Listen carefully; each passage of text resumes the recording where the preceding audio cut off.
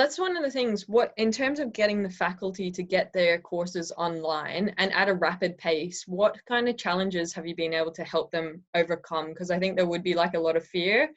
And I guess as well thinking like, is this going to put me out of a job, and all that kind of stuff plays around from a place of fear. So any challenges, but I guess as opportunities as well. Sure. So I like to make the joke that now finally, after almost 13 years of doing this, people know what I do for a living, right? I Yeah. mean, I feel like it's like our time in the sun, so to speak. But it's been a really odd time. One thing I will say, I think overall, is there's kind of been like a kinder, gentler perspective to this.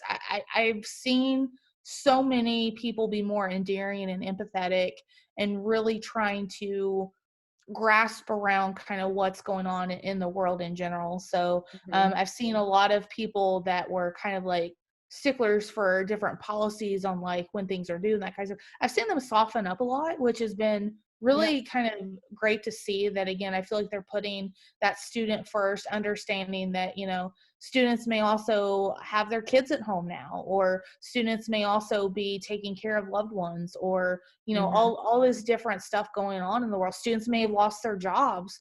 A lot of our student employees at the university lost their jobs when the university shut down. So seeing that has been good. But as far as moving stuff online, it hasn't been perfect. So I've kind of joked about it, but I've been more tech support the last couple of weeks than I have been an instructional designer, because ultimately at the end of the day, it's their course. What we're asking them to do is to put a syllabus in there, to put something in there for their grade book, for something for students to turn in, and to consider using like a conferencing tool like Zoom or something to record themselves talking or doing lectures. So I've done a lot of Zoom support the past 2 weeks, but really again, there's this sense of, I think, camaraderie with the faculty and the university that I don't necessarily always feel that was there before. At least working at a university, I always feel there's kind of this like rigid line between a faculty and a staff member. And like being a staff member, you're treated a little bit differently, and you have different levels of privilege than a faculty member. But I will say overall, I do feel like I haven't necessarily felt that rigid line lately, because I do feel kind of this like sense of we're all kind of in this together, and we really want to get through this challenging time together. So I will say that has been really good to see. Yeah. And do you think they're embracing it? Do you think they will go, look, I don't need people to come to the lecture hall anymore, like log in and that's sweet, and I'll do it from my PJs wherever I am, but we're still going to achieve what I always intended you to achieve anyway by being in my lecture? Do you think it will come like that's how it will play out? I do think that will happen in some courses, but where I've seen the quickest wins and a lot of great feedback has actually been office hours. I've had a couple faculty say, now that I'm doing virtual office hours, people are actually showing up. Like, they would never physically come to my office across campus, but now that I have these in-person office hours, I get really great questions, I get good engagement. So I think almost immediately, regardless of what happens with this, I can see a lot of faculty switching to the virtual office hours, because I've just heard so many great examples, and people just really being pleased with students using it, students asking great questions, and really getting good engagement of it. So Yeah. Do you think it's in the online kind of virtual teaching space for your context, is it more of a I'm going to tell, or I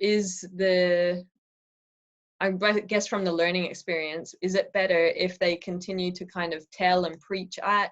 Does it enable a space for more of a chat back and forth where it's a discussion, and therefore the learning is more contextual to the individuals that show up? it's a I great don't know question. much about it. I just kind of think back to when I went to uni, and now I have all this hindsight about what is good learning. But yeah, I definitely think to be successful in an online classroom, to me, it's a different skill set. I think okay. the people that are the best at transitioning and being in that online learning space, they're not the traditional lecturers, they're facilitators. They really focus on, you know, getting the tools and information in there ready for the student to kind of drive and fulfill their learning versus the I have to talk at them for 45 minutes. And, you know, now that there's butts and seats in front of me, like I must really be good at what I'm doing. So I think the ones that are still kind of holding on to dear life about I need to lecture for 50 minutes and like put it in there.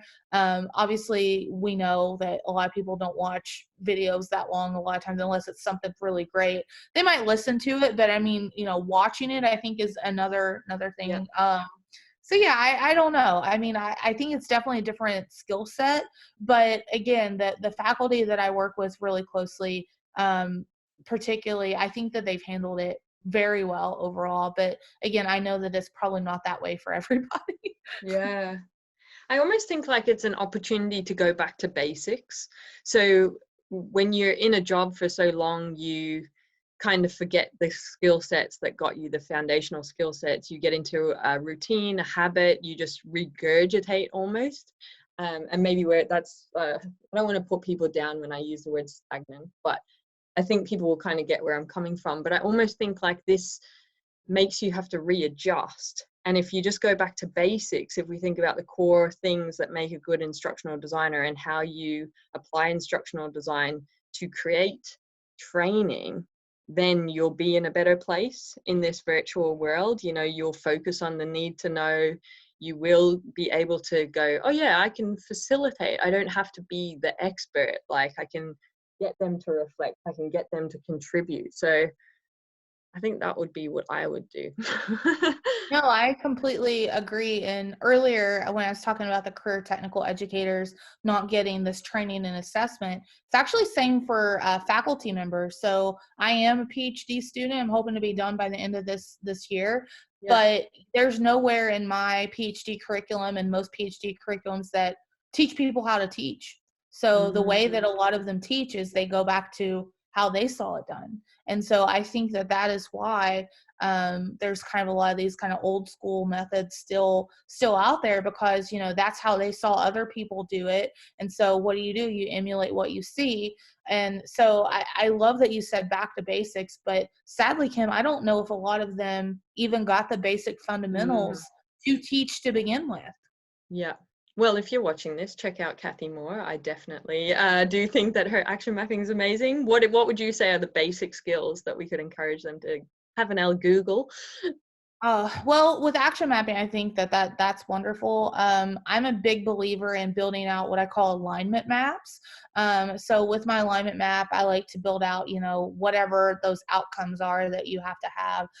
How are you going to meet them? So what activities are you going to do? What assessments are you going to do? How are those going to be met through the various resources you have? What readings, what lectures, etc. Do that. So I love doing that. If you hold on a second, I'll see if I can show you one, if I can get into my account. So many treats. Yeah, actually. Let's see here. Yeah, let me share my screen. So I use a tool called UXpressa to build these out. And so this is one that I built actually to, I'm building like a LMS 101 course for faculty in my college. So like here are my different like outcomes of like the different things. But as you're going through, I wanted them to go from like awareness to like this extended thinking, right? So not only knowing about the different topic, but then actually how do they implement it? How do they apply it, etc. These particular quotes come from like just various things that faculty have said about the LMS. So I wanted to bring those out to drive kind of that piece of whatever it is I'm doing. Here's some of the problems that I foresee. Hopefully this is their experience. They might go from somewhat distraction to being like trusting of the LMS. But through here, like I have like my different activities, the different assessments that I was going to build, and then I want them to build different artifacts throughout to show their mastery of the learning management system. So, but yeah, I love this tool. Actually pitched for DevLearn a BYOD session on how to build one of these out in this Yeah. tool because I love it so much. Wow, that's really cool. So you do that before? This is like kind of your planning basically. Yes. And yeah, I love it. That's really cool. I've never seen it done this way, but I like it. It's so, yeah, just visually awesome. Okay, last question then, while we're on this kind of faculty virtual training classroom land, is through your PhD, if you could have the world's best facilitator, what would they be doing to help enhance your experience? Blue sky, they are filled with magic. They can do the best things for you. Set the standard high. All right. I love this question, but now I'm just like struggling because I Take your want to. time. I can entertain through some like weird dancing. I don't know, do these ones. I think the big one, there's a couple. So the first one is someone who recognizes my prior experience in the field. I think a lot of times a lot of PhD students just kind of keep going to school, keep going to school, keep going to school. A lot of them don't have previous work experience. I think that ends up biting them later for a lot of them, depending on where they want to go. But the reason I bring that up is a lot of times in higher ed, the faculty members haven't had real life experience outside of higher education. So Okay. being able to recognize, I think that value is something that's very important to me because I do think that it's really critical to have that practitioner experience. And does Another that one, look like them asking you, like, what do you think? Like, what have you noticed out in the industry? Is that what you're looking for there?